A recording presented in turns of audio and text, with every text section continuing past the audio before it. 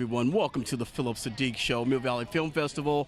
40 years, as I said before, not 10, not 20, not 30, but 40. Almost like 420. What? I see where you went with that. This is about on the blooper reel. You're supposed to be, oh, I see what that is. Oh, it's so interesting. I like that. Hello, everyone. Welcome to the Phillip Siddiq Show, Mill Valley Film Festival.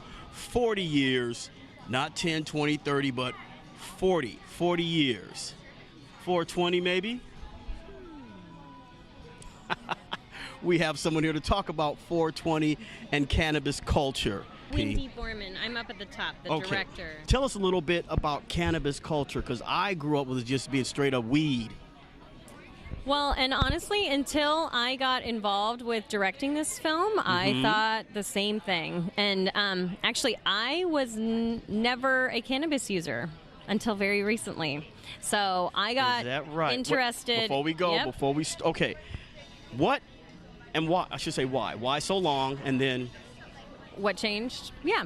Well, I'm a member of the DARE generation, right? Where we grew up that marijuana is a gateway drug. And so I have drug and alcohol addiction in my family. And so I just grew up hearing that gateway drug message. And I thought, well, I don't want to flip that genetic switch, so I'm just going to stay away from it. Okay. And it wasn't until 2014 when I moved to Colorado, and you just couldn't avoid hearing about women having success in the cannabis industry, that I went, maybe there's something to this. Now, is that a recent phenomenon? Because I came up through the weed generation back in the 70s. Well, so we, right? Legal versus illegal versus gray markets.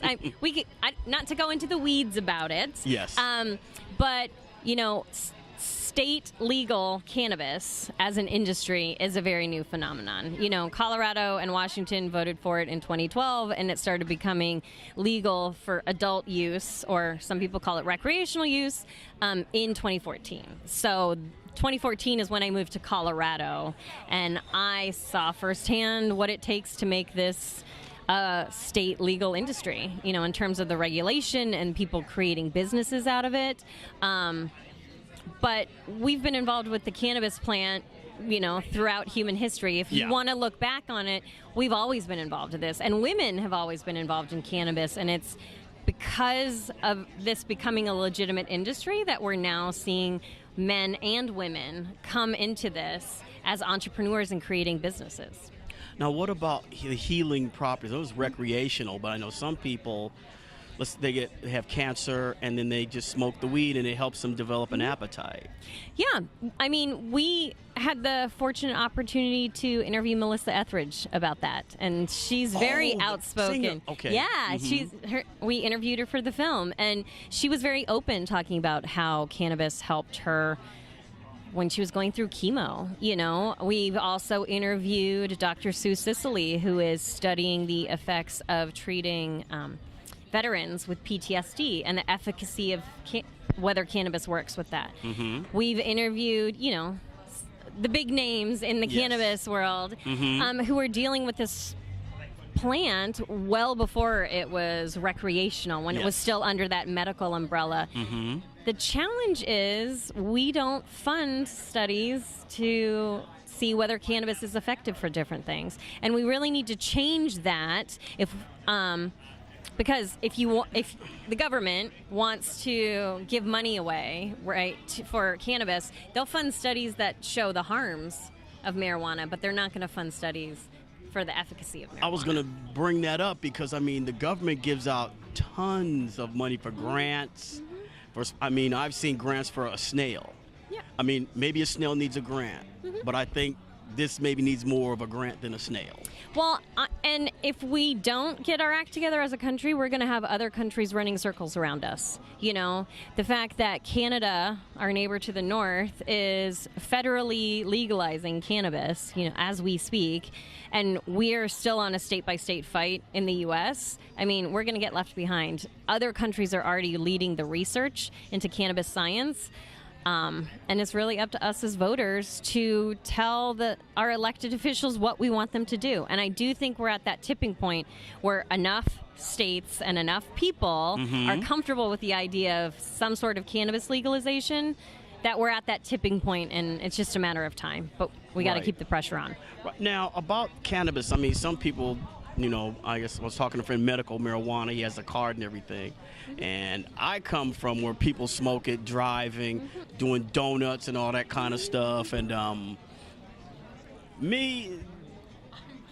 I prefer you not to smoke if you're going to drive. I agree. I prefer people don't drink to the point of impairment and Right. then get behind the wheel, you know? And that's one of the things that I think women are actually leading the way in, because we are looking at cannabis as a health and wellness product. We're not looking at it as a let's try to get as messed up as possible and then, you know, do donuts in the parking lot and things like that, right? But we're interested in that health and wellness side of things. So topicals, edible companies, you know, tinctures for children with epilepsy, testing of marijuana to make sure that it's safe for human consumption. Like, those are the ways that women are really coming into this industry, and I think it's raising the bar for everybody involved. Let's talk about edibles. What do you want to know about edibles? I'm actually not an expert. How do they taste? How do they taste? Holy mackerel. Well, it depends on what you're eating, right?